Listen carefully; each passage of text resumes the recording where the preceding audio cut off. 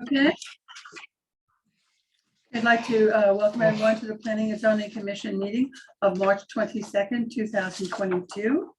Our first item on the agenda is the public hearing for the town of Bethel, Wellhouse, site plan and treatment, 49 Plum Trees Road. And can we read the public notice into the record?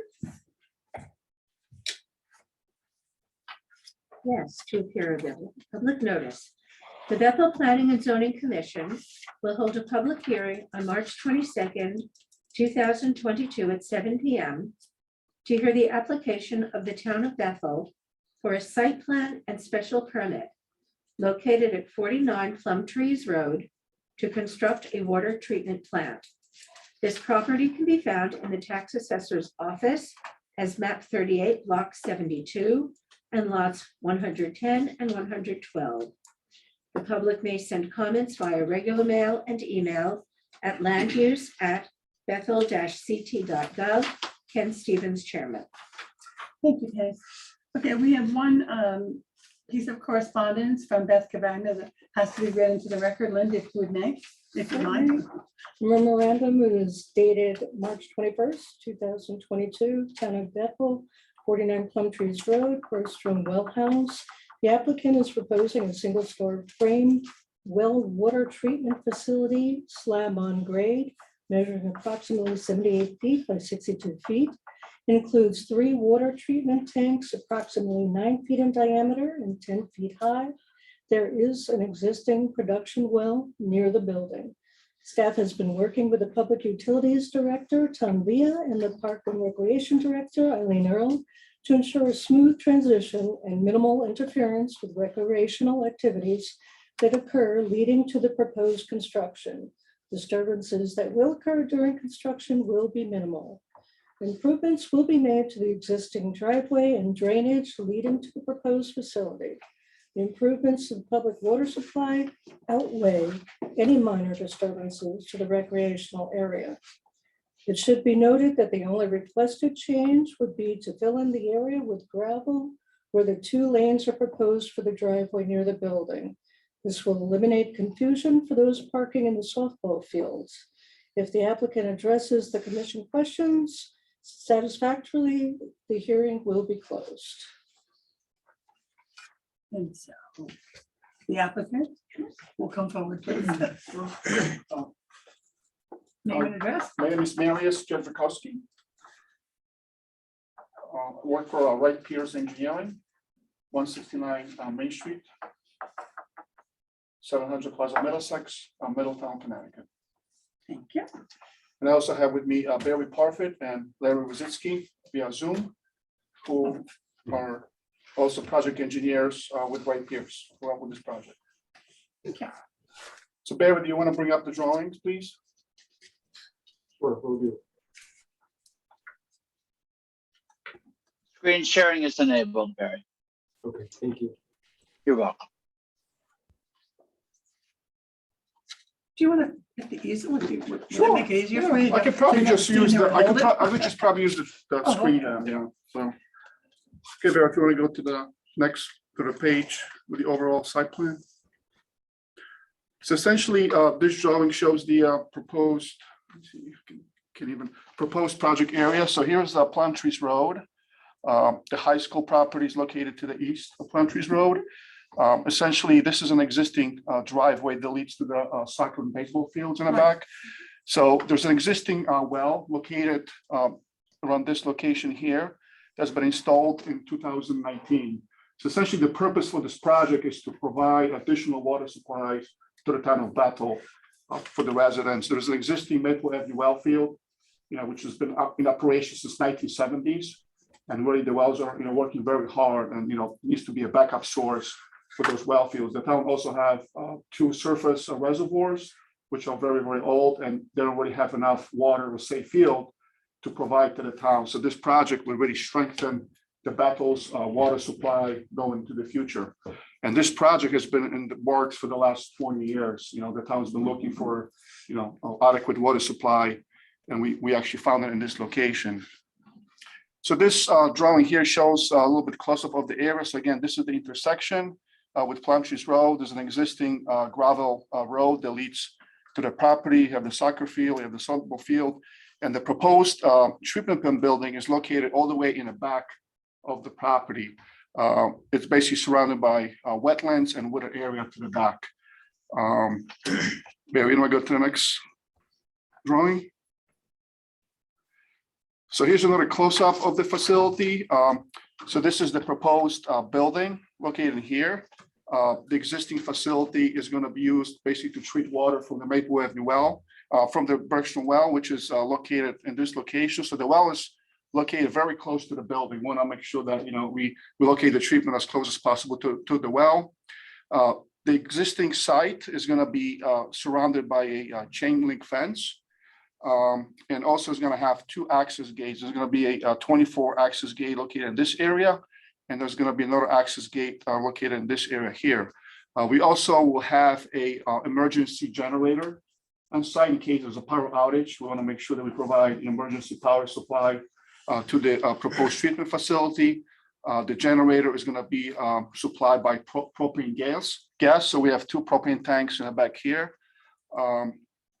So essentially, as far as the improvements to the site, so we're putting in a little gravel area, and the existing site is really gravel. It's like sandy gravel, so there's some gravel there, but we're basically improving this area so it's easier to drive on for staff to access the facility, and also for some deliveries of chemicals. Also, what we're going to have on site, we're going to have 2 tanks, 2 40,000-gallon tanks, which will be partially buried.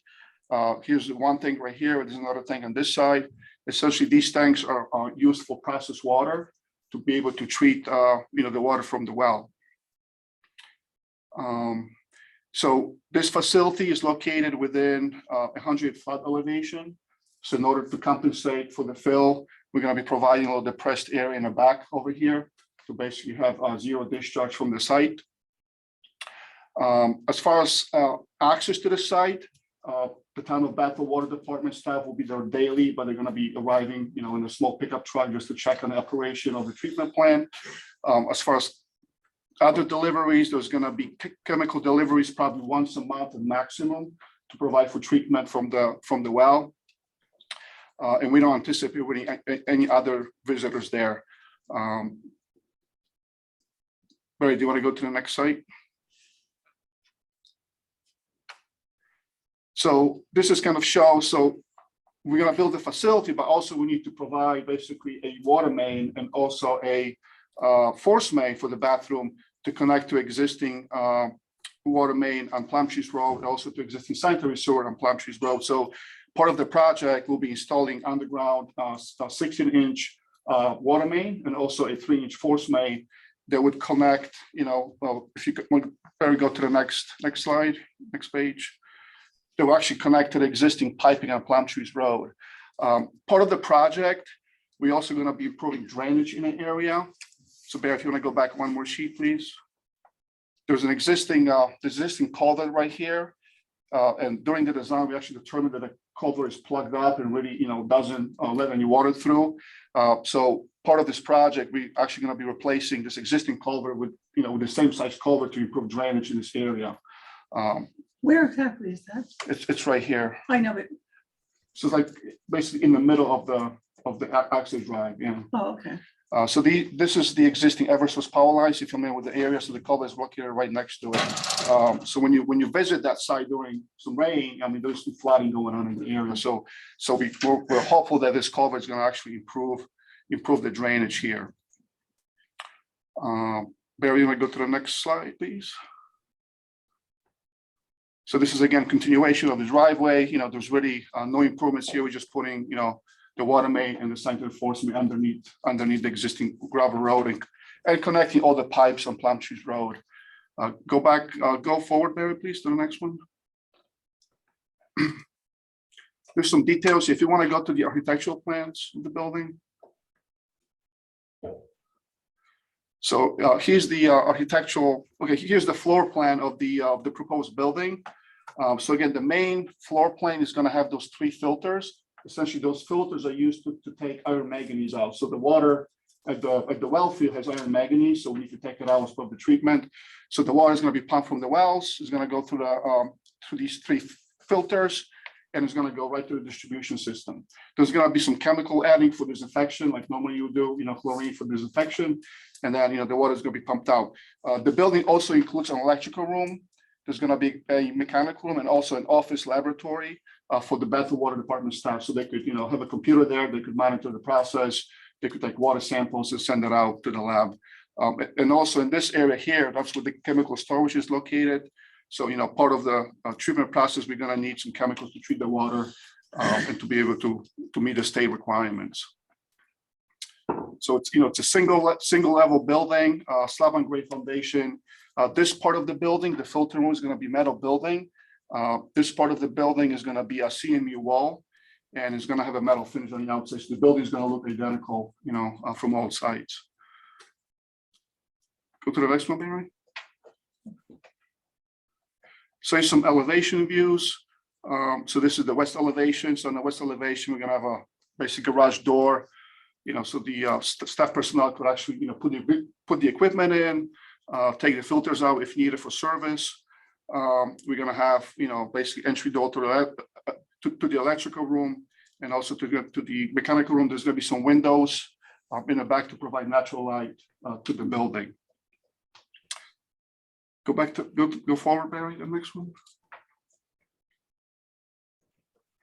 That's the last sheet. That's the last sheet. So, Larry, if I could turn it over a little bit, if you want to talk about the drainage on site.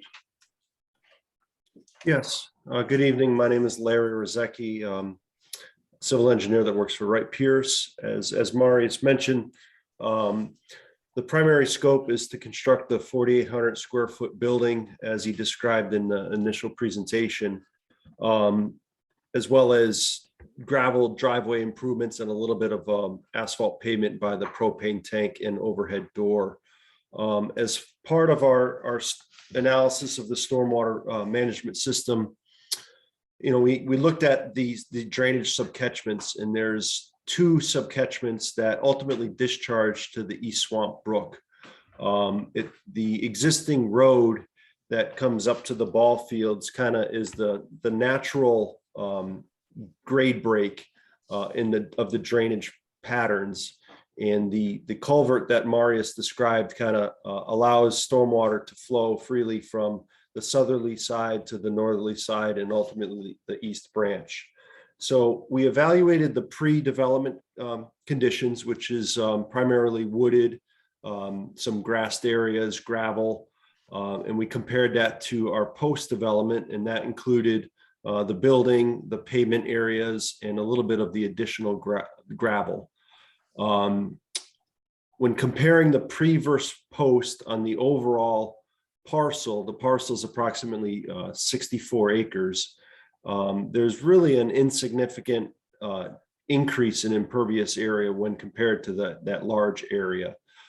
So as far as stormwater management, what we're looking at is basically there's a drip edge around the perimeter of the building. And that is going to allow the relatively clean runoff from the rooftop to splash down into a gravel sandy mix and infiltrate back into the ground. So that'll address our stormwater groundwater recharge requirement. And being that it's relatively clean, there's really no car spillage or salting and sanding in the wintertime. There's really no pre-treatment because it's just rooftop runoff. So I think to the maximum extent we satisfied the Connecticut stormwater recharge requirement, our mitigation, and we also looked at the floodplain elevations as Marius described, setting the finished floor above the 100-year as well as the 500-year. So the fill areas that we are adding to the site, our concept compensatory storage is to the rear, and we provided those calculations within the application. That area is approximately 3,750 square feet in size, and that also will allow some of the stormwater to infiltrate into the ground and back into the wetland areas on both sides, to the north and to the south of the well facility. And there's a little bit of payment. Barry can show the overall. There is some payment down by Plum Trees Road just to allow easy access into the site. And then in front of the soccer field, I believe that there's some paved areas for accessible handicap parking spaces for the public to the view of the games and be part of the town facilities. So those are the improvements that we are looking at as far as stormwater management and overall site design as it relates to the town's planning and zoning requirements. Thank you, Larry. Just to let everybody know where the project stands right now, we've submitted the final design drawings to the Connecticut Department of Public Health for their approval and review. And they're actually going through the process right now.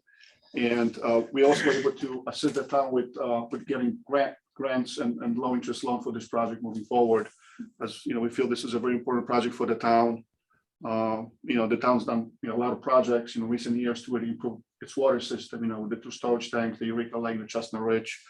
Now with this water treatment facility, it really will strengthen the Bethel system moving forward in the future. So I think that's our presentation. Open up to any questions that people want to have. Sure. Okay, anyone in the public have any questions? They want to ask? I'm actually with the water department. I'm the utilities director. So I'm just here to support. Tom Villa, sorry. He probably thinks it's a good idea. And obviously I'm in support and just was here to answer any questions you might have for me too. Great. Just wanted to make sure there wasn't anybody else that I might have missed somewhere. Okay, commission members, Ken. How big are those 40,000 gallon? They're Thanks. 12-foot diameter by 40 feet long. And how much of it's berry? Pretty much like 3/4 are berry. Barry, do you want to take a look at? I think 3/4 are berry of those things. So they're going to be mounted up. 3-4 feet Yeah, rounded up? yeah. Okay. Yep. And what are they made of? Steel. Okay. That's it. Rob? From a material safety standpoint, or with the treatment chemicals, or is there any special consideration in the building? There's a limited sprinkler system. There's a containment area for overspill. So there was all these provisions, that we made as part of the design. So the chemicals basically have, containment area. So in the event the tank leaks, there's going to be contained within the building. It's not going to leak outside the building. We also have a limited sprinkle area as required by code.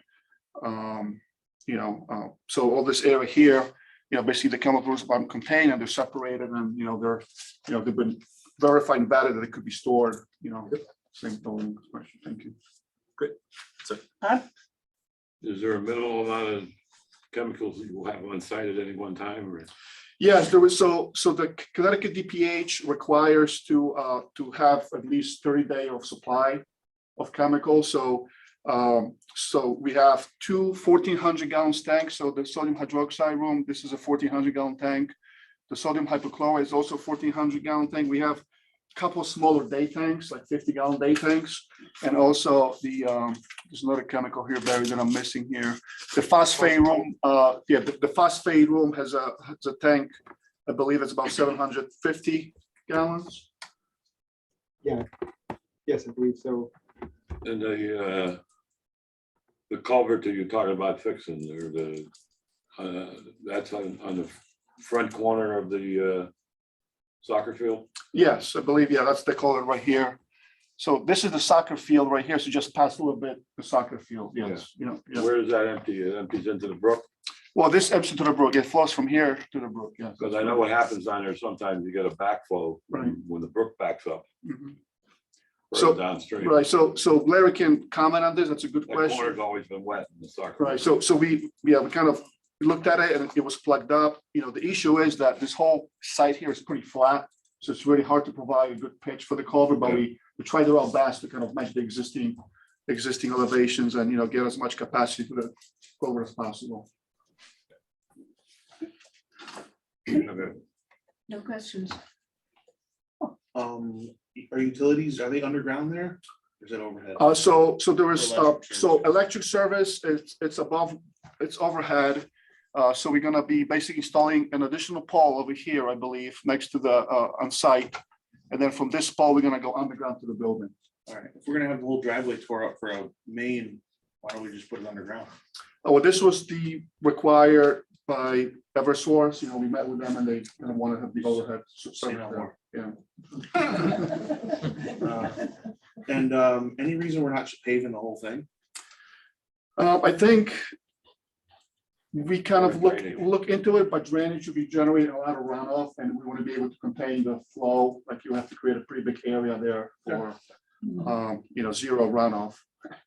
So we're just not forming of wetlands, so surrounding the area. There has been talk of paving at least just middle of the driveway, but same reason is, then you gotta get involved in the drainage. Drainage, that's correct, yeah. No, that's my only question. Doug, No questions. Linda? And my question had kind of gone to why you decided to do the gravel in the driveway, because it seems like it is going to be problematic in the winter and the spring months when it turns more to mud, that Right. paving, and if you were trying to delineate it from the recreational area to just do a rope or a sawhorse or something that was actually more clear to people not to go up that way. Sure. Yeah. Again, it was just, with the drainage, with the runoff, there was, I guess, wetlands all around it. We have to create the compensatory area will be a lot bigger. So we thought, the gravel will be okay also to have, Oh, it's sticking out, I'm sure. I'm sorry, I don't have any further questions. Everything I want was all been answered. Beth, do you have anything you want to add? Okay, so I think we can close this hearing now. Do you want anything you want to add to it? No, I think, thank you, that's all. Okay, then this hearing is officially closed. Thank you. Thank you. Kitty, I'm Yes, I'm Oh, I'm good. sorry. I didn't know you were there. Nope, Please, not gonna- we have one more commission member who was online and I didn't. Prompts my lacrosse practice like 2 minutes over. Sorry, apologies, but no questions. Any No questions? problem. I'm sorry, I missed it. What did you say, Rich? I said any questions that I had come prepared with were answered in the presentation, so I'm good. I just want to let you know I was here. Thank you very much. I appreciate that. Thank you. Okay, so the hearing is officially closed. All right, so now we're going on to Flowers Construction, multi-purpose turf field, middle school, 300 Wigglesview Drive. And I believe Mr. Kozlowski is here, Yep. our applicant. David, can I share my screen? There we go. Yep, screen sharing is enabled.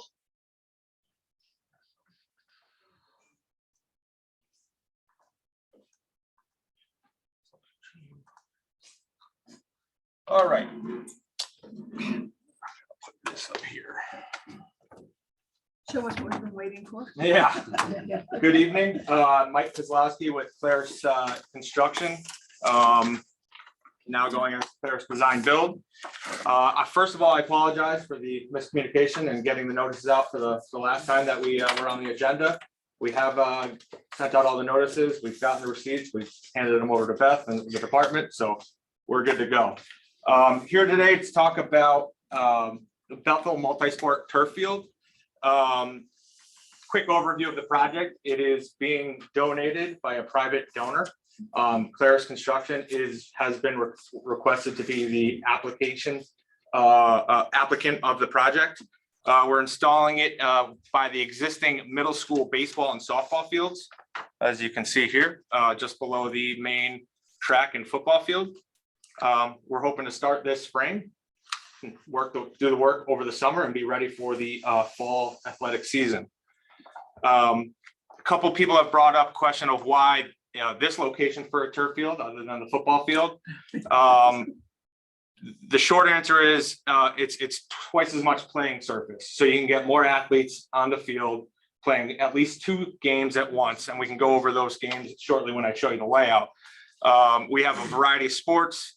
There's more time on the field in the springtime, especially now. That field is probably soaking wet. They can't host lacrosse or baseball or softball down there. They have to wait for it to dry out. By doing the turf field down here, we're extending our training and playable seasons. Again, this is just the existing conditions to orient us. You'll see this with the presentation map and then the civil engineering shortly. But basically, we're taking over this field. We're actually extending the playable surface. The baseball field here is actually being shifted into the hill towards the high school and towards the path a little bit. And what we're going to do is create from the right field line down around the backstop, down to the left field line, and actually to the front corner of the soccer field, we're going to have a retaining wall with a 6-foot high fence on it. We have, again, 202,000 square feet of artificial turf. It is being provided by Field Turf. It's got the crumb rubber infill, and it's got a backing below it so the crumb stays on the field, doesn't infiltrate into the ground.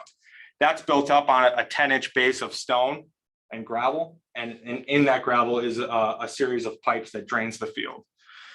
So as you can see, we have a baseball field. We've got we'll call this the secondary lacrosse field. It is full dimensions. We couldn't fit a full soccer field there. We have the main field that has lines for soccer, lacrosse, for men's lacrosse, boys, women's lacrosse, field hockey. And then we have the softball field. As you notice, we flipped it. What that did was we were able to gain a little bit of space down here where the new backstop is for softball is going to be. And we ended up getting more playable surface here, which allowed us to have the additional lacrosse field. Also, part of the project is proposed a bleacher system that will be set into the hill with a press box.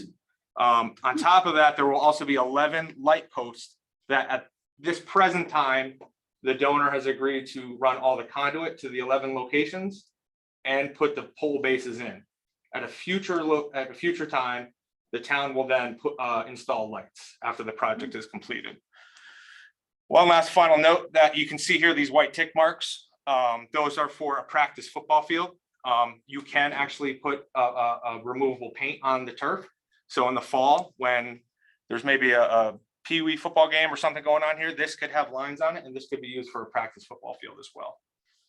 We did not stitch, we are not stitching the lines into the field just because it was getting too busy for baseball. For baseball, one last note for baseball, we will have a movable foul pole that's down the left field line. It's a little short. It's 260 feet to the left field line, but it comes straight down.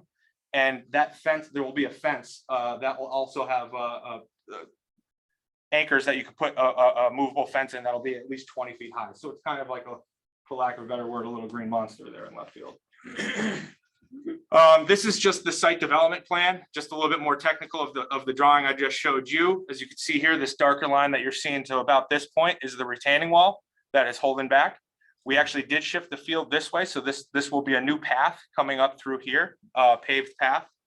The bleachers are for representation purposes only, or the location. We're still determining the manufacturer that's going to be installing and designing the bleacher setup. We can have ADA access with be a ramp from the lower access, or if it works out, we could actually have ADA access from above as well from the football field. For the playing surface, ADA access can be access through the softball backstop and also down the right field line, those gates, similar to how people can get on the field today. This is the drainage plan. All the drainage, like I said, is contained within 10 inches of crushed stone and pipes. You can see all these diagonal lines. They come to a perimeter catch drain, a larger drain that the interior ones connect to, and they're going to actually exit out the existing drainage locations that all the catch basins on that field are located on. We're actually improving the drainage that is currently there right now. There's a 6-inch concrete curb that the turf is tied to, and within that and the stone, it actually can hold it. The water perks a lot better. It doesn't surface flow off there, and it can hold up to 8 inches of water on the field and still be playable. This is just the sediment and erosion control. I'm going to forward through here the details of the drawing set. Again, the manufacturer has not been determined for the bleachers yet, but this is what we're looking at. It is a roughly 500 seat bleacher setup that will be set into the hill with a press box. That press box is prefab, so it will be brought in on a truck and we will drop it into place. This is from another high school that's obviously blue. We can get this in a crimson maroon color as well, and that's the goal of the project. If not, it'll be just aluminum, similar to what we have at the football field. This is a typical kind of section through that particular bleacher setup. We would have piers set into the hill that I-beams would be set across, and then we would have aluminum main frames that would hold the bleachers on. So we do have the lighting. Although we are not installing the lighting at this time, we do have a lighting plan and a photometric plan to show how this lights up the field. Currently, it has been designed by Musco, which is the same company that put the lights on the current football field. Like I said, we have 11 poles throughout the facility indicated here. On each pole, the highest one is 80 feet tall. And then on each pole, there's also a secondary light at 16 feet for safety purposes. These are the different light locations. We have 1, 2, 3, 4, 5, 6, 7, 8, 9, 10, 11. Now they can be arranged in a couple different manners. A field like this, I call it the main field, the soccer field, only needs 4 lights turned on. So that would be S1, S2, S4, and I believe A4.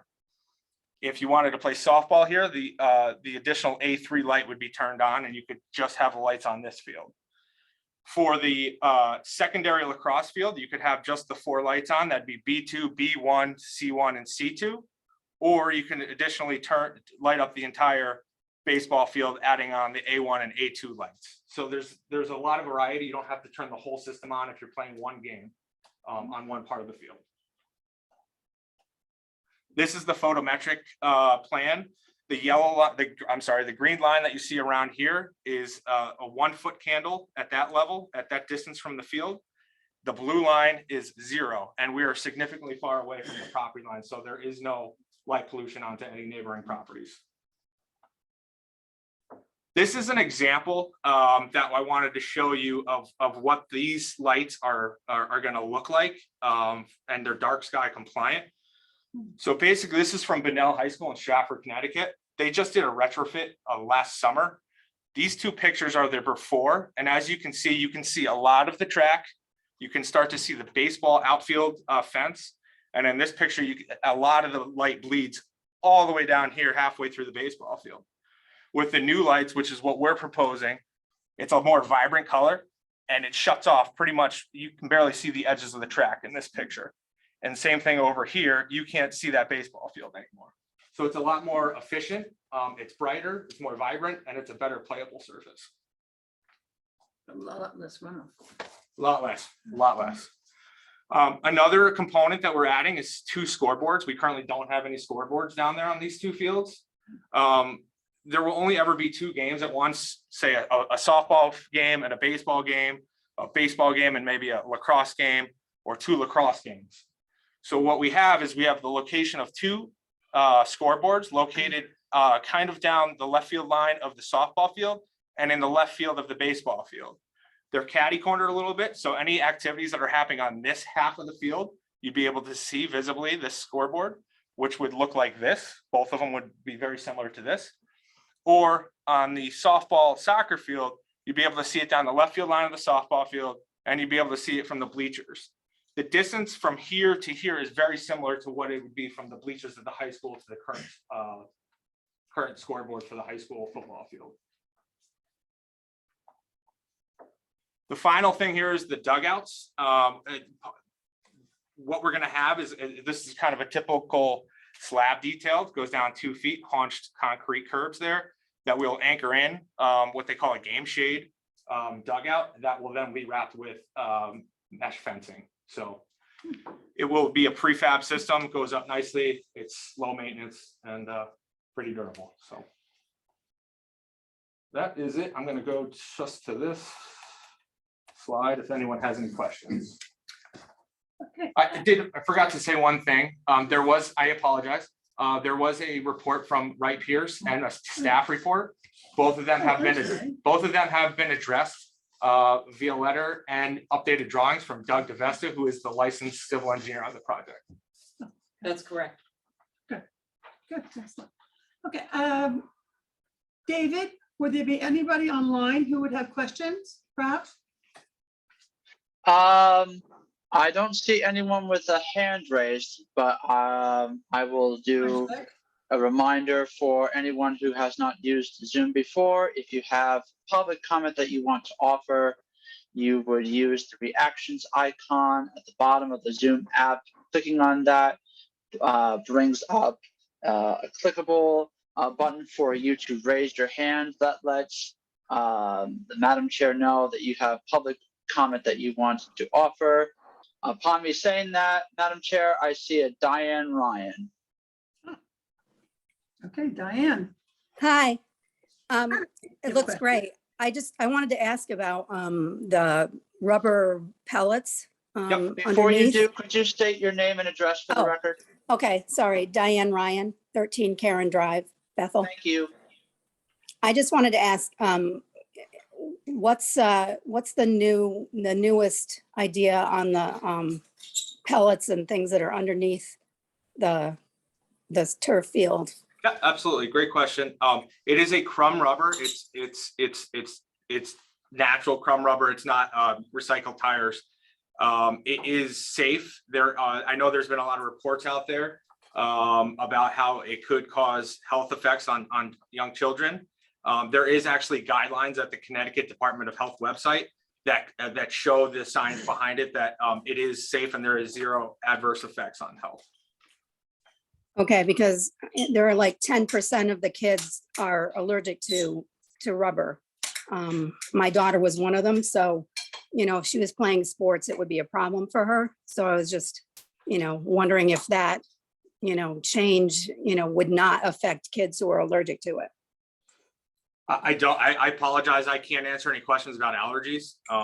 Again, I'm not sure if the Department of Health website addresses the allergy side of things. I do know it does address, there was reports 10 plus years ago from Washington State about carcinogenics and the effects of that. And there's studies that debunk that, but I do not know about the allergies. Because, when the kids play on the soccer fields or lacrosse or anything, those pellets get inside their socks. We've noticed that at other fields. And I know that, some of the colleges are not, using the rubber. So that was my question. Otherwise, it looks great. Thank you. Thank you. Anyone else, David? I am not seeing anyone else that has their hand raised for public comment at this time, Madam Chair. Right, Dave, I'm having trouble getting the hand up. This is Paula Antolini. Oh, Okay. I have a question. I think the crumb rubber is probably the most important part of this project to look into. The last I left off with Dr. Carver, before this person was donating the field, there was a lot of discussion about the crumb rubber, and she told me when the school was considering doing it that it was going to be encapsulated crumb rubber, which doesn't really convince me anymore that it's safe. So I'm talking about the safety aspect of it, basically. That the gentleman who was speaking, is it Michael Kozlowski? Is that who it was? Yes, ma'am. Said he couldn't answer this and couldn't answer that. And you're saying, well, there's studies on this. Well, this needs to be clarified by the P&Z. Absolutely. Because there's plenty of other reports that it is not a safe material. I don't want to be the bad one on getting the turf field, but the safety of the students is really primary. So can the P&Z guarantee that they're going to thoroughly look into that? As far as I don't know who wants to answer. Kitty, maybe? No, Beth Cavagna is going to answer that, our planning and zoning official. As far as the use of crumb rubber for turf field, that is a matter that really should be handled through either the health department, health officials that are involved with the school. And I'm sure that they have reviewed that item. That is not an item that the Planning and Zoning Commission would make a determination on, the use of that particular material. Well, how will it work? Once the health department, let's say, looks into it, then is that information passed on to the P and Z to review and decide if enough was done? I think that any matters pertaining to the health and allergies and things of that nature is beyond the scope of the Planning and Zoning Commission. And it must have been, or during the process was probably handled between the school officials and state officials pertaining to the Department of Public Health. You're saying probably was handled. Shouldn't the P and Z know if it's being handled? That would be the first thing you should look into. Okay, I've made my point. That would be the So, Board of Education and the school systems themselves. That would be the ones that are proposing the project.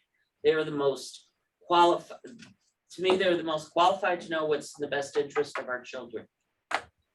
Yeah, okay, so the Board of Ed is proposing the project and giving it to the P and Z to look into. I'm just wondering where the safety of the crumb rubber is being investigated at this point. You're saying probably the health department, but not absolutely. I can't. I'm saying, Sorry. what I'm saying is, I believe that this particular item has been discussed with the schools, with the superintendent, with the various health officials involved with the school, and with the state of Connecticut Department of Public Health. This donated project or the last go round of the turf when it wasn't? No, the health donated? issue itself, we're talking about now, Paula. Right, but how is, Health issues and allergies are not something that the Planning and Zoning Commission have ever had to address or could address. It's not within our purview. But the health department and the Board of Ed and the superintendent of schools should be the one who should have been looking this over. And if there was any information that we needed to know, would, I think, have passed it on to us. So far, nothing has come to you. You're doing a site plan review. Right. On the use and the lighting. But the crumb rubber was mentioned. And questions were asked. In fact, There were the tons of last, meetings about public this comment. where this could have been brought up, not in planning and zoning. We're reviewing the site plan, Paula. Who's speaking? Who's this speaking? That's Richard Tibbetts. Who's in this board. I'm not asking you to go over it now. I'm asking how it will be included in the end decision. I'm getting words like probably and I believe. It's not in the end decision of the Planning and Zoning Commission. No, that's what I'm not what I'm saying. That's what I'm telling you. It's not part of our decision. We're looking at lighting and we're looking at the layout and bleachers. And the crumb rubber isn't part of what you look at, which is covering the field? You know, I'm just wondering if at some point, all the entities will get together, you know, the school, the BOE, the health department and the P&Z, if it will all come together in the end, but it will absolutely include a thorough investigation of the materials used on the field, because this is the hot topic for turf fields. And no one is even really saying that it's being investigated. Paula, this is Penny Kessler, and I just have a point of information, a question to my commission fellow sisters and to Beth. So what I'm hearing is that anything having to do with the actual turf itself and the covering that decision would be made by the Board of Ed in conjunction with the Health Department. Is that what I'm hearing? But that's not a P and Z issue. Does that have to be done before the P and Z decision? The project, this is Mike Kozlowski again. The project was presented to the Board of Selectmen. It was presented to the Board of Education. It was agreed to move forward with the project. We've been in discussions with them since August about the use of this product. Again, I know it's not the answer you want to hear, but the state of Connecticut has done thorough research on the product that is being used, and they do have studies that show the zero adverse health impacts that have nothing to do with the allergies, but the other aspects that you might be referencing. I'm not talking about allergies. And are these state information, are they referenced in the Board of Selectmen meetings? These exact things you're referring to? I'm just trying to get to the bottom of what happened, let's say now at the Board of Selectmen meeting. Do they, You'd have to Did look they- up their minutes. Look at the minutes. And is there a question? There's like a lot of So- statements so I- floating around. I have to go to all these different Well, meeting we're minutes? not privy Yes. to that.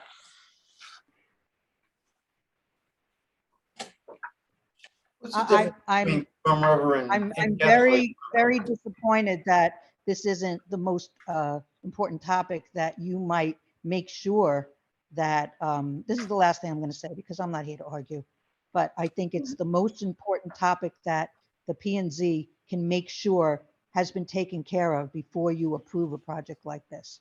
That's what I'm saying. You're now pointing fingers at all different agencies. It's up to the BOE, it's up to the Board of Health, but are you getting that information from them? Is it a done deal? Did they investigate this thoroughly and do they have okay, so that's my point.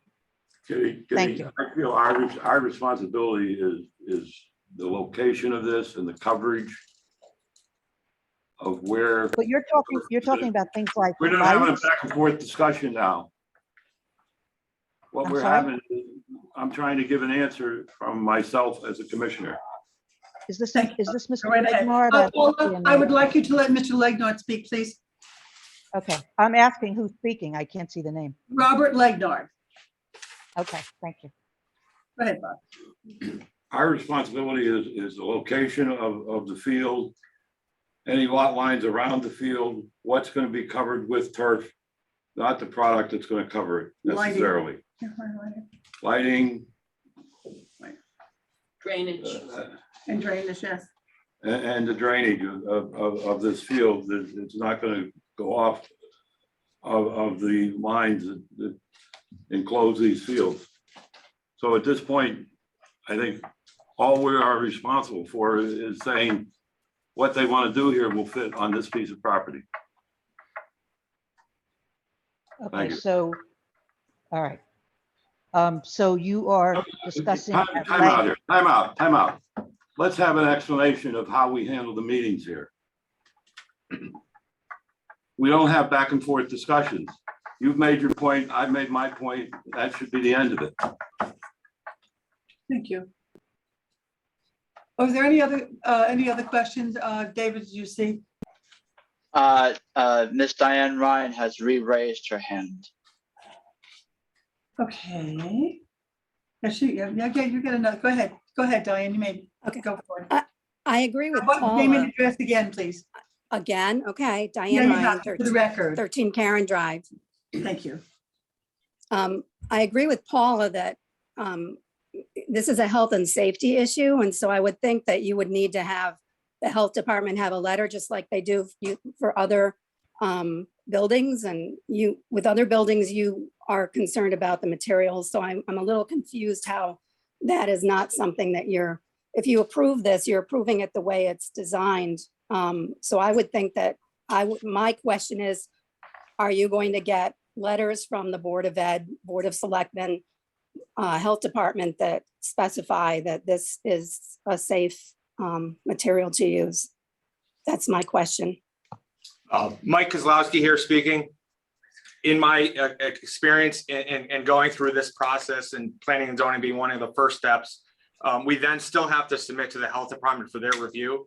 And I am sure and confident that they will have a thorough review of this project. And then they will have a letter responding saying that they approve of the materials. You are correct in that they usually do review the materials, whether it's a building or a field. Things that we've done in the past are always reviewed by the health department prior to start of construction.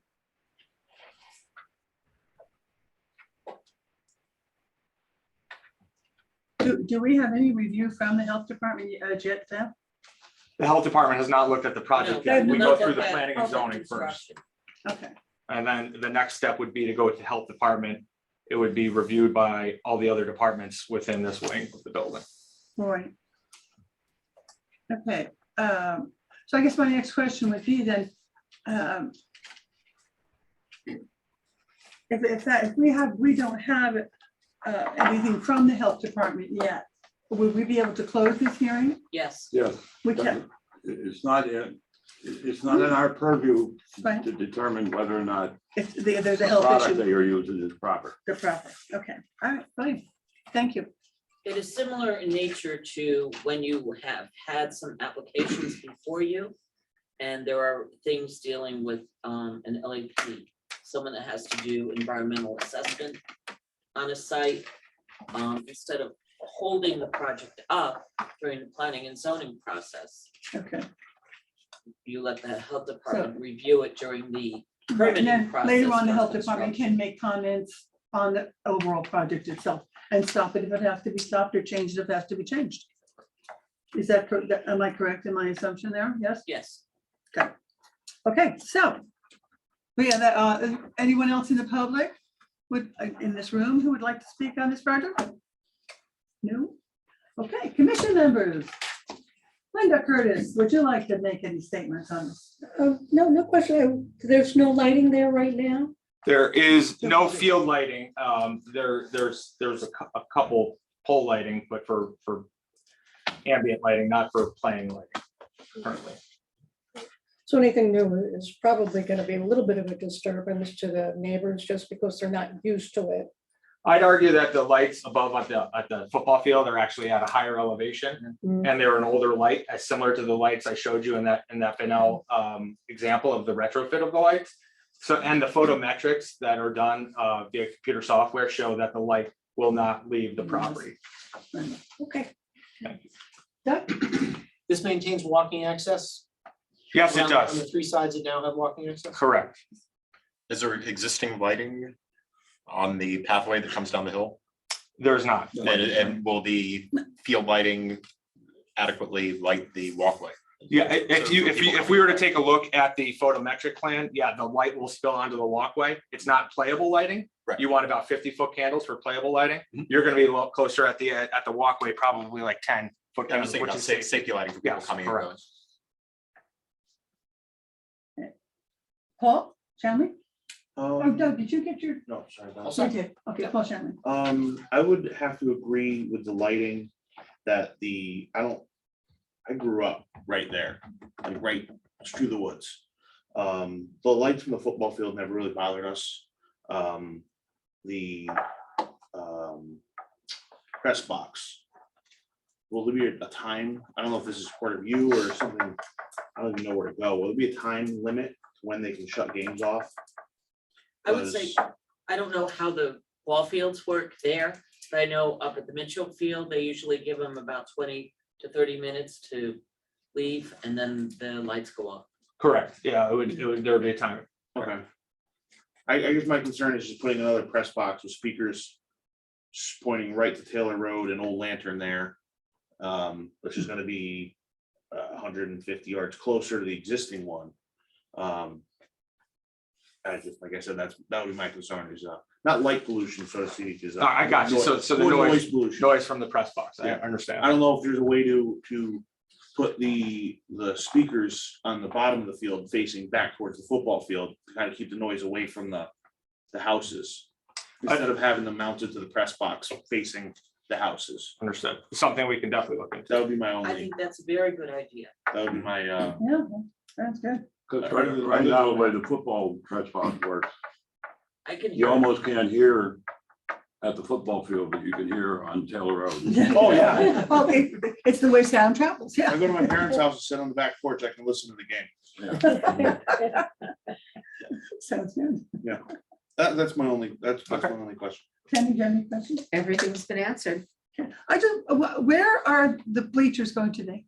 They'll be set, I'm sorry, it's kind of hard to see here, but right at the midfield line of the soccer field. So it's just for the soccer? Yes, there will- Baseball doesn't get. baseball, there will not be bleachers added to the baseball field. And is there There's that hill that everyone kind of throws a blanket on. Right? yeah, exactly, right. And that's what we did. Okay, I don't have any further questions. Is there any, Bob? as part of the plan, is there anything to fix the retaining wall behind the parking spaces there? Up here? Yeah. No, there's not in the plan. It's not in the plan. No, But that thing is starting to deteriorate. yeah, so our perimeter is pretty much besides over here about 10 feet past the edge of the field. I didn't know if you're gonna do anything to that hillside that would require fixing that. No, like I said, 10 feet, we're gonna be grading back here just to get the retaining walls in, and we're not going much further than 10 feet beyond the perimeter of the. How high are the retaining walls? The one section behind the dugout here, it does get about 10, 11 feet. But the dugout will sit in there, and then but they will have a 6-foot high fence on top of it for safety purposes. What do they mean of? They're a gravity block, like a large gravity block that'll be decorative. Ken Parsons? What's the difference between crumb rubber and encapsulated? Encapsulated rubber is actually painted with a nitrogen-based paint. It's the same thing. They just take the crumb rubber and they run it through a nitrogen-based paint, which actually deteriorates over time. The paint comes off the crumb rubber, and there actually have been studies that show that that is actually a lot worse long-term than the crumb rubber. Okay. So, Do you have a total cost? I cannot share that. Okay, speaking of cost, what is the yearly maintenance cost on the field? About twice a year, you're gonna wanna, so with the field itself comes some apparatuses that you would pull behind like a golf cart or a tractor that rake out and evenly distribute the fill. About twice a year, you will have somebody come in, and it's about annual cost of about $5,000 to professionally rake out the field. Okay. And that's been presented again to the Board of Education and Board of Selectmen. Okay, so that's not included in the, I just want to make sure I'm clear that that's on the town's on the hook. Correct. Just have a couple of questions. Is there so the outfield wall on the baseball field is what we see on the red on the bottom, there's no, and is that going to be built up wall? You said. Yeah, there'll be a fence there. There'll be a 6-foot high fence around the warning track. Actually the entire field will be fenced in, and there's large gate access up here on this corner, down here in this corner, and down in this corner to get larger vehicles if needed, safe for, let's say, an ambulance, if God forbid they have to come in. Right. Okay. There's no rest facilities included in this. The assumption is that they would use the existing ones up on the current. That is field correct. for Yep. games done here. Okay. And just generally, the intent is for this to be used by both the high school, middle school, and public, or all three of those, or? That is correct. We've been in, we've spoken with the athletic director of the town who runs both the middle school and high school program. They're gonna have games for both levels of play. And also we've spoken with Park and Recs, and they're working on coordinating schedules there. That's all I have. Okay. The fields will be open to the public when there's not a game on? That's a question for Parks and Rec. Beth, you have anything further? I think we can close the public hearing. Okay. We're closing this public hearing. Thank you very much.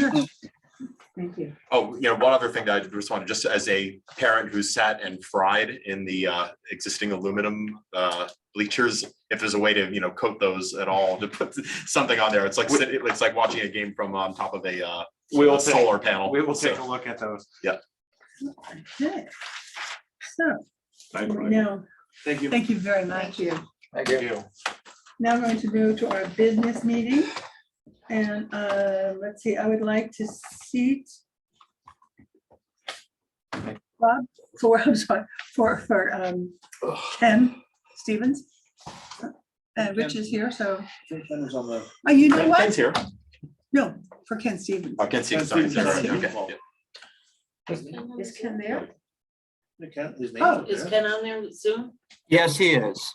Oh, I'm okay. here, but I can't really hear you. Can I not Ken see is there. anybody? Okay, so the minutes of 3/8/22, have you all had a chance to look them over? Yes. Make Okay, a I motion to have- approve the minutes of the 3/8/22. I'll second. Any invoices there, Beth?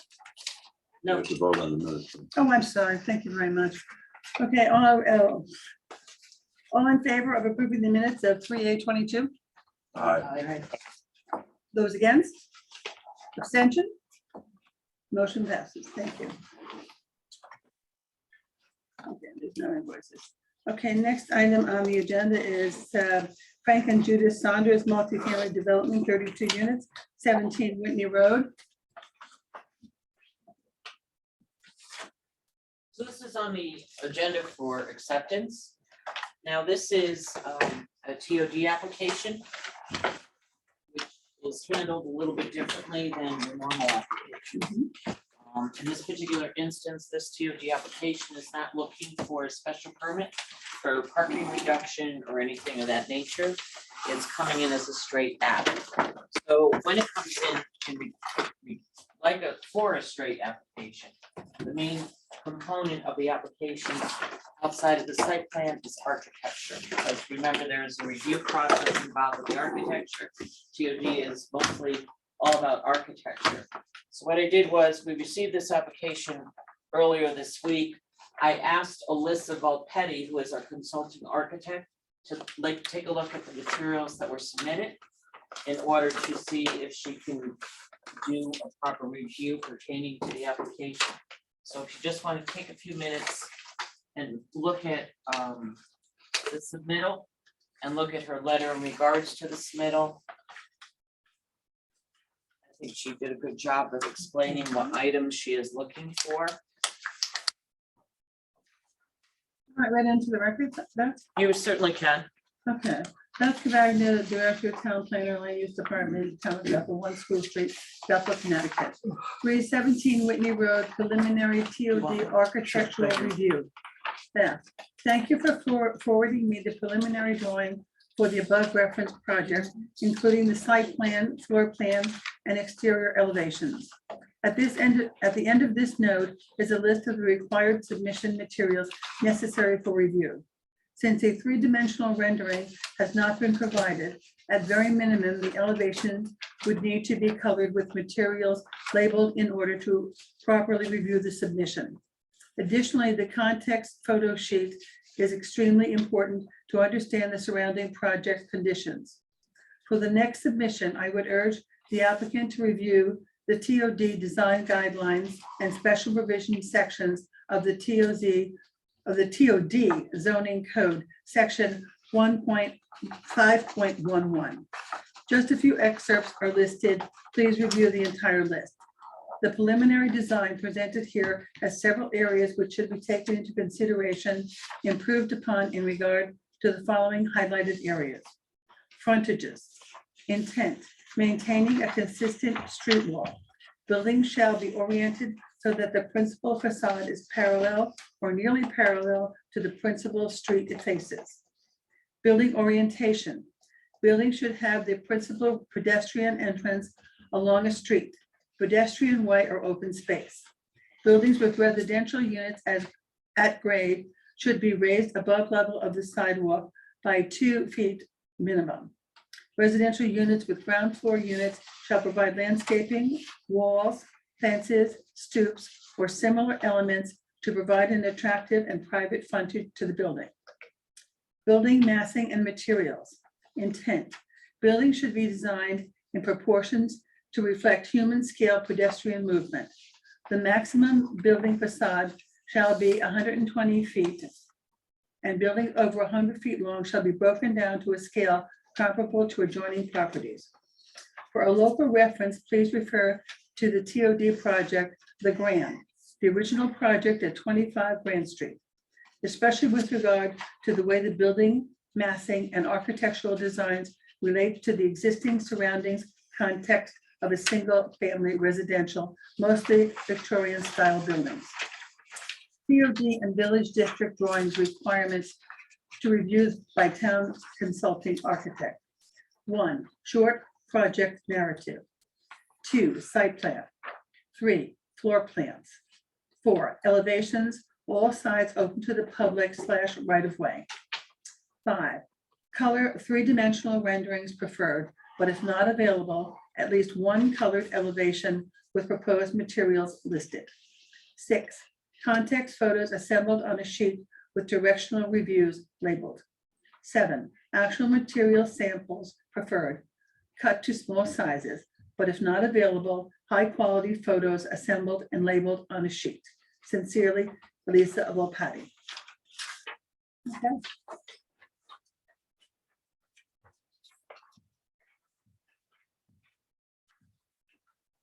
Oh, I'm sorry. I would look through the drawings just to Oh, thank you. see what was submitted. That's not me.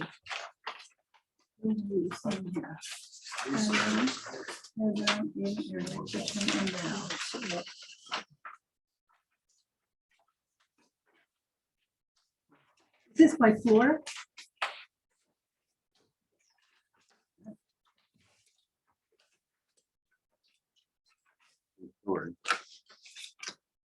Nope.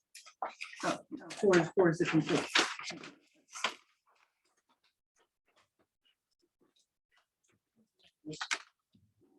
Your elevation.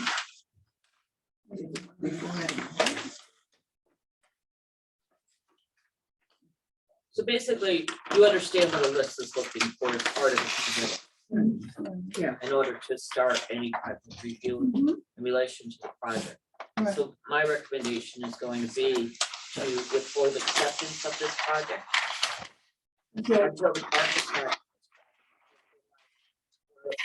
your commission, the information that's necessary for Alyssa to start the review. So she can start the review. So she can start the review. The engineered drawings are done and well done. As far as this project is concerned, but there are elements associated with the review. And staff. Right, no, sounds good. You don't want to start a public hearing date until we have that stuff. in there. I would, at this point, the application is incomplete So wait, based on what So- you've received this evening and after your review. And if we get it in the next 2 weeks, we'll go back on the agenda. can go You back can on set the a public agenda. hearing if you wish, or take No, it on that's at fine. that point. Okay, if we get everything, you can go back on for the 12th, if not, Absolutely. for the end of April.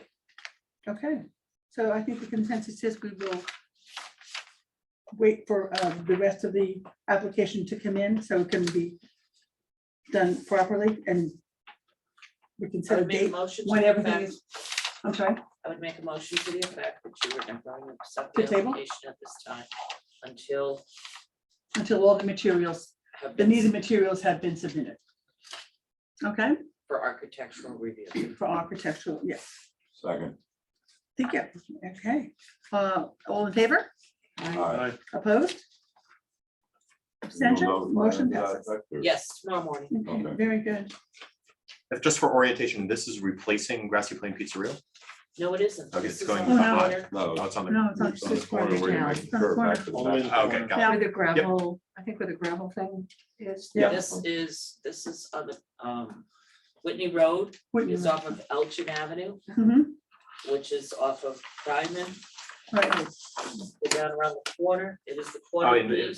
back corner. There's an In the back. industrial. Okay, there's I was just looking at a property map back and there. it showed 17 is like right in the, Behind- on Greenwood. So behind the that's the gate. industrial piece. I there. I know exactly where it is, yep. Okay, Basically where it is.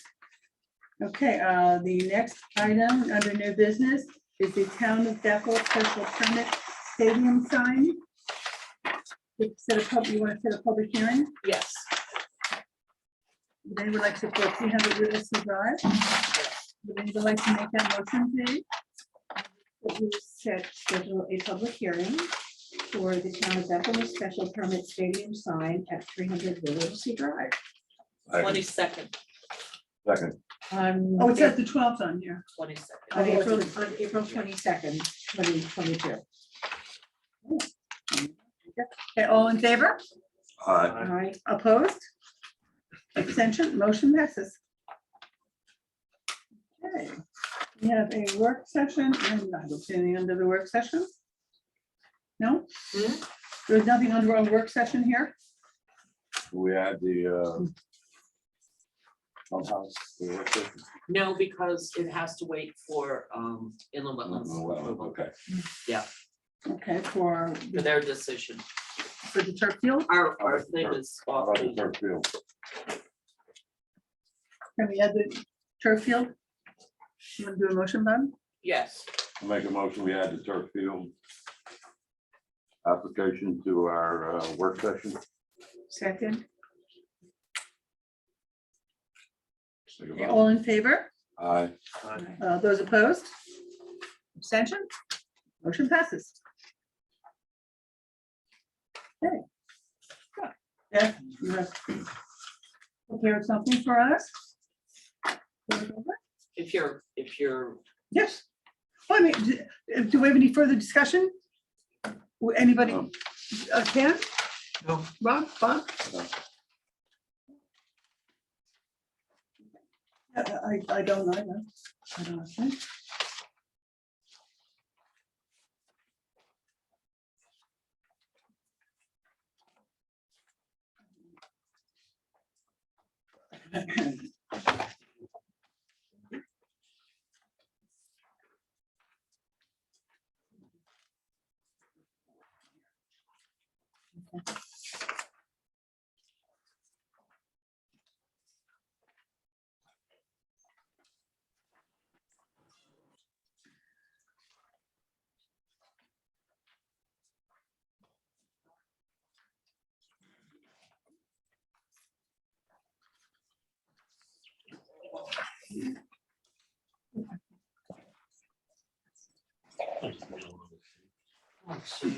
Gee, thanks.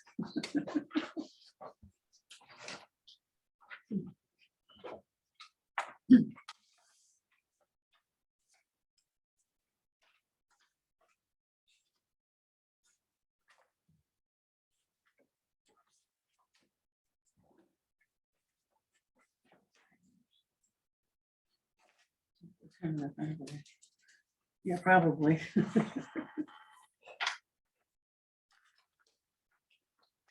Let's determine the proposed use of the property. I believe that's the way it's supposed to, when you get to the reason, the last sentence down here, no, on the last page, on the last page, the bottom of the first page.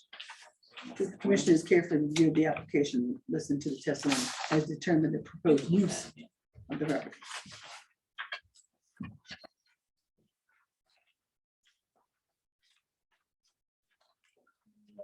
Finished?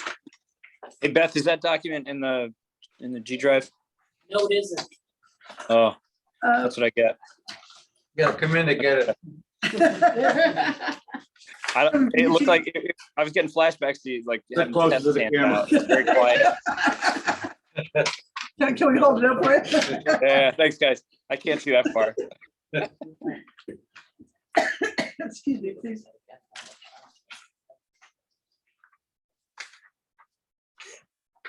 Okay, would someone like to make a motion? I move that we approve the motion to approve a site plan and special permit to construct a multi-level purpose turf field and associated amenities, including light fixtures for evening activities on property located at 300 Whittlesey Drive, Assessors Tax Map 39, Block 63, Lot 80, owned by the town of Bethel, subject to the following conditions, 1 through 5. Reasons: the commission has carefully reviewed the application, listened to testimony, and has determined the proposed use of the property for enhanced I think that's supposed to say recreational, not recreational. Recreational. I like recreational purposes. Will provide an opportunity for the educational park to provide many recreational opportunities for the children of the town. If constructed as approved. I didn't hit spell check. I am sorry. It's okay. It's more fun this way. If constructed as approved, the project will not be a detriment to the health, safety, and welfare of the neighboring properties, the district, or the town of Bethel. Do we have a second? Second. Thank you, Bill. All in favor? Aye. Opposed? Aye. Abstention? You opposed? Aye. I need to oppose. Okay.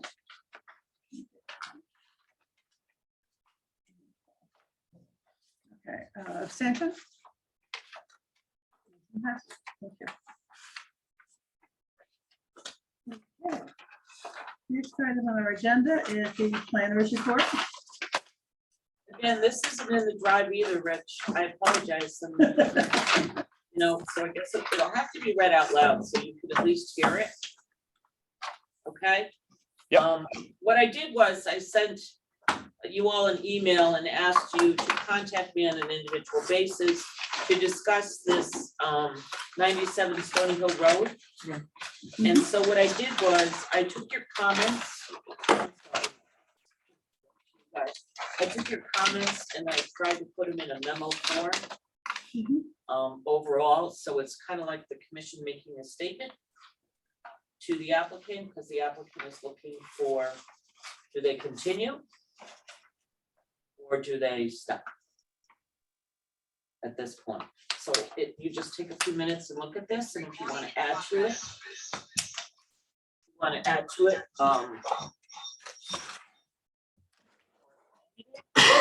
want with it, but I was trying to give you a starting point.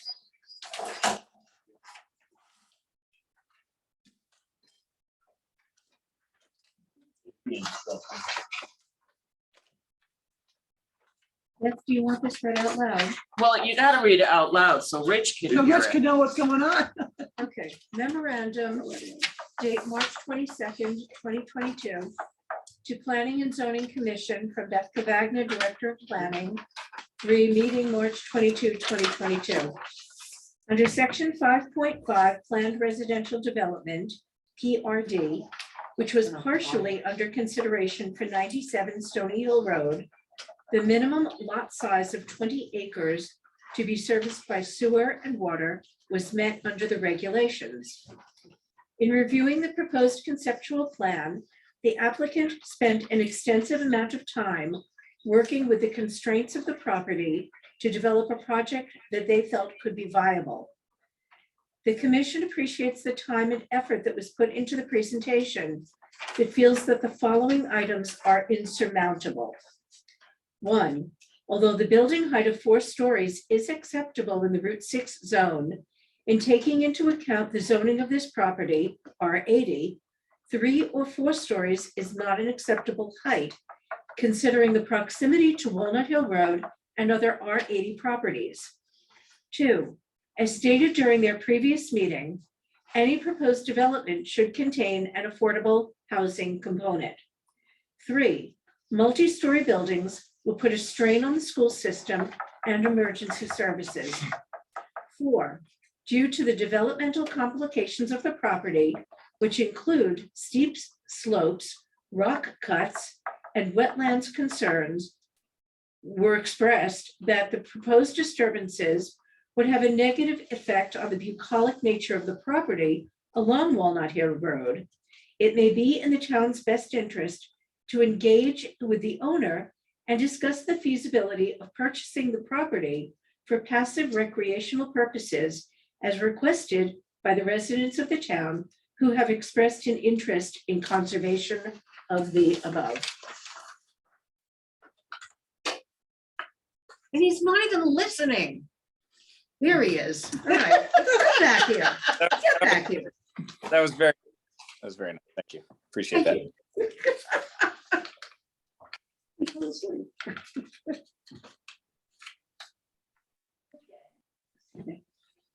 No, I think this is very good, Beth, I really do. And I think it brought up a lot of the. You, Oh, well, before I went to everybody else first. no, it's all, it's. Yeah, your I just, input. as I said, I really think it's well done. And I think it says a lot about what we were all feeling. Especially to me, looking to the town to purchase this, well, after thinking about this and actually seeing what one of the residents had said, to me, it was like somebody said, a light bulb went off in my head. Why didn't I think of this a while back? Because it makes perfect sense to me for the town to purchase this property if it's at all feasible. It would be great for passive recreation.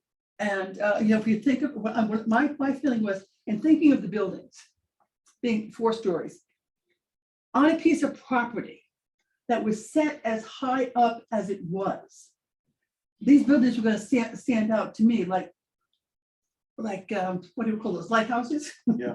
Yeah, I mean, really stand out. And so I think this is a fabulous idea. Anyone else have any comments? Yeah, I got a couple of things to say. Please. Before a zone change or pocket zone change would have to be done to make this work for them, what would be the maximum number of units, realistically speaking, they could do without the zone change? Well, if they use the R80 zone. Yeah. Right, they use the PRD, which is an allowable zone, you're talking 6 units an acre. Right. Whereas they were looking for, I think, a little over 8 an acre. And I think, I'm trying to remember, if it was 10 or 12 acres that was buildable. It's based on the buildable. Right, acreage. right. What was potentially buildable, right? Right, and I think at one point I came up with 70 units. I Under mean- the PRD, and they were proposing, I believe it was 100. Right. Well, my point is though, if this is gonna kill it. So I'm saying is, I'd rather killing it, see if they can work with the existing rules that are there for that property. And the answer to that question is no. They can't. It's not enough units. That was Okay, before it ever even got to your plate. all right. Yeah, I just wanted to know for sure. Yeah. All right, because, but basically It's what the we're saying cost here is, associated. huh? It's the cost associated. Oh, with right. with the rock removal. Oh, yeah, it's a tough piece of property. But I mean, I just want to understand though, this is killing. It's done, They're looking for direction. right? Well, They want to know whether to go forward or say no. That was their question. I still think there's room to maneuver. I'm not saying Okay. 200 units, but this is killing. I don't see a reason to kill it, but I see that if there's room to negotiate, if they're willing to do less, reduce the building heights, make some changes. That's all, that's my point. Oh, correct me if I'm wrong. They stated that they can only do entry to that property through Bethel. Newtown. Newtown, about 6. Newtown. The main entrance is through Newtown. Main entrance is Newtown. Yeah, Correct. It's right below Barnes. The barn place, right? By Hollandia. Yeah. Go past Hollandia on the right-hand side. There's one lot Right. there in Bethel, and then the entrance would Right. be in Newtown. Okay. I thought it was the other way around. No, they couldn't, no, the Bethel entry was only gonna be an emergency exit. The other thing is, could this be construed as we took public input by quoting in one of these statements?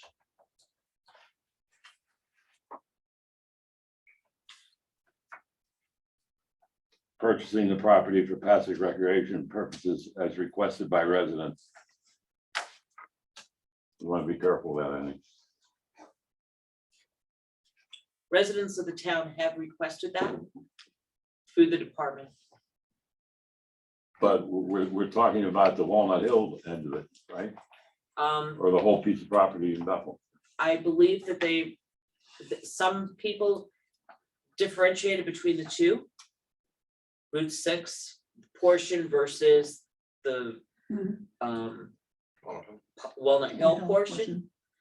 But I think that basically what the majority of townspeople are involved or making comments, who may have even approached you personally and spoken to you in regards to this property, if they're looking for an opportunity. And I think you've heard that expression from other projects here in town. Right.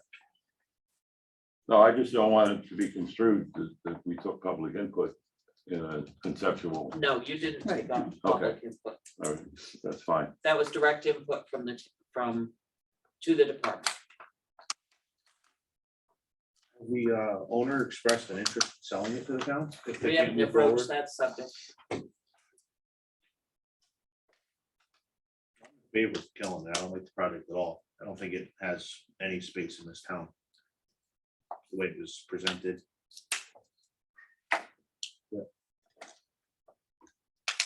I'm not in favor of it. You know, from the fact that we spent $60 million to renovate the schools and they're already reusing rooms that were deemed to be used for something else because they don't have space.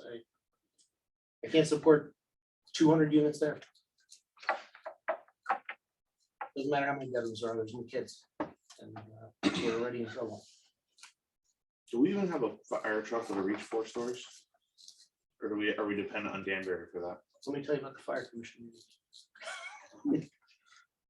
We do not. Excuse me, please. So we don't. Linda, do you have any comment? I'm always in favor of conservation personally. Well, I think it would be a beautiful complex. I love the amenities, and then if I could afford that, I would move in tomorrow. I have had a serious problem with the height of the buildings on the Bethel side. And that has always concerned me, so. Yeah, I'm not in favor of it.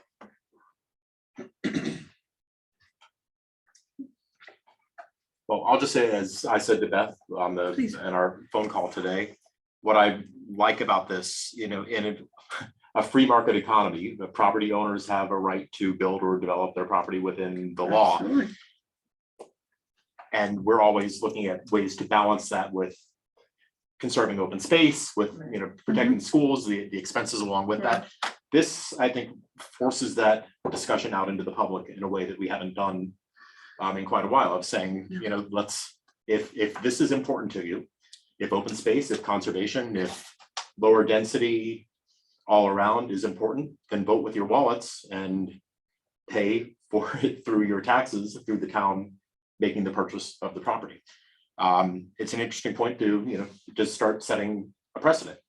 And I think, putting that out to the public, we're here to represent the public. I think that's, that gives them the chance to vote with their wallets. And I like that. Absolutely. Preach, Rob. Rich? I'm just doubling down on what Rob said. I thought that was well put. I think that was Rob. That's very good. Yes, absolutely. Well, if you put it that way, you're gonna pay for it as a taxpayer either way. Oh, yeah. Right. Right? Because if that goes in, they're gonna need more public services, more schools, more teachers. And then that's just, that's a never ending cost where. Yeah, one you pay purchase it- forever. Yeah. Right. They'll just pay one. Right. That may or may not be tenable. Well, yeah, absolutely. So I'd be The in price favor tag could of be keeping it open something the space. town could not afford. Right. But on the other hand, But again, enough of us feel that this could end this project as it was presented.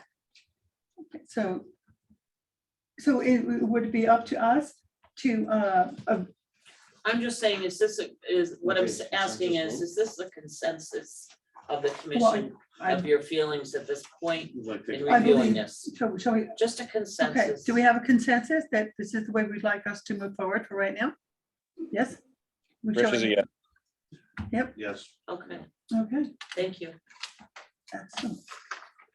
Okay, next item on the agenda, bond, do you have any further? No. Bond release? No. Commissioners want to make any comments? The public. Public want to jump in here at any time? Hey, public. BJ's got to Yeah, work. but behind our planning. and zoning. Sorry. Hello, public. Well, BJ yes, here. Liberty, 8 Grand Street. So I was prepping for this meeting and Uh-oh. and I looked at your, the documents of what was going to be presented. And I was doing my homework and I want to tell you, I got confused. Uh-oh. So when I go to the town website, I have a zoning map, which is from 2014. If I go to the TOD zoning code, I have the zoning map from 2015. 2000, that's the TOD zone. Yeah, okay, all right. Okay. So this 2014, for instance, your TOD map shows that the property, Saunders property is already part of the TOD. This map does It's a not. split zone. It shows it as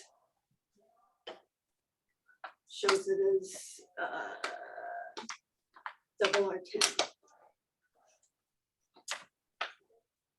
His application, on the application, it says he's asking for a zoning change from double R10/I to TOD. Mhm. So is he already Aye, that's nice. TOD? No, he is double R10 and I. All right. Is this the most recent map that you have? Or is this the most recent map?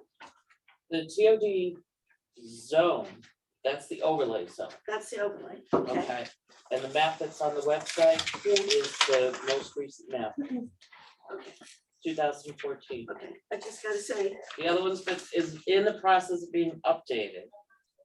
you But it's got, you hard. got Grand Street as You're RMO still and we're on double that. You're R10. double R10. Okay, so it's not updated, just, So, I know, okay, since 2014, okay, the updated map is in our office, okay. hanging on the wall. Not website. I can't, Okay, next question. David's Whoa. trying, we're trying. Uh-oh. All right. You got 2 years of questions built up. I do. Okay, Go in for your it. zoning code. In your zoning code. Don't point your finger at me. You're pointing your pen. In your zoning code. Yep. You have listed in your definitions. Yep. Maximum building coverage. Definition. And then you have maximum total coverage. You got a definition. In the code, when I read the code, I see requirements for the building coverage for R10 through R80. I don't see it for TOD. I don't see it for any of these, like your Stony Hill developments. I don't see any maximum building coverage, no maximum total coverage. That's correct. And when you get these big buildings with all their parking, Mhm. I'm thinking that you need to maybe look at some regulations to Create a maximum building coverage. or maximum total coverage with the parking. Okay, well, okay, can I just say Sure, a little something? if they don't mind. If you don't mind, but I mean, one thing we did. Talk amongst and yourselves. When we did it, no, I'm just teasing. it's because there's a difference between building coverage and impervious coverage, okay? So most of your regular residential zones have, I'm sorry, It's okay. I'll come over here so you Okay. don't have to pray. anyways, Yeah. it's maximum and building coverage, then a lot of towns use impervious coverage. Well, one zone that when we made a zone change from RMO to RMO East, I wanted to start introducing the thought of impervious coverage.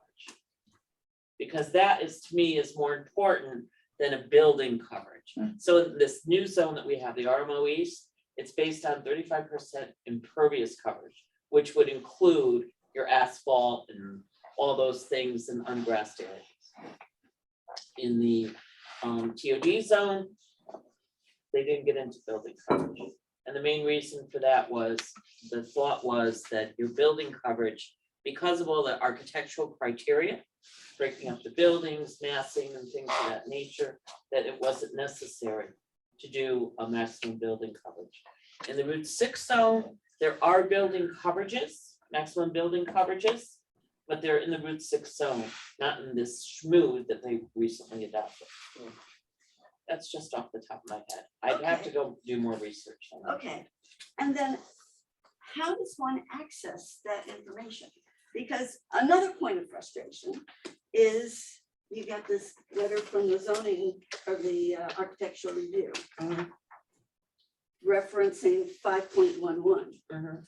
So I've got the TOD zoning code here and it's only 5.9. And I don't see 5.11 in your regular regulations. I don't see 5.11 in your TOD regulations. Regulations were recently updated. 12/31 this year.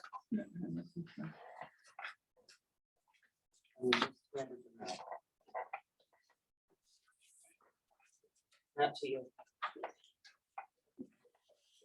Okay, that's all I got. I'll show you.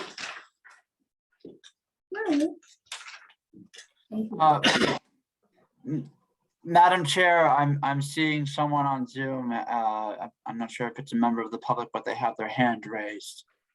No public comment, no. Yes, well, we're in public comment. Yeah, we're in public comment. Okay, And public comment about, but not about public hearings. okay. Go ahead. Okay, it's Diane Ryan. Oh, okay. Diane Ryan, 13 But Karen something Drive. unrelated. Go right ahead. I just had a question. Well, you want to comment on what you were just discussing, I'm assuming, on the land off of Route 6 that was proposed 2 weeks ago. I agree with you on what you've decided. I don't know if you need the public, it's not a letter, but it's from me.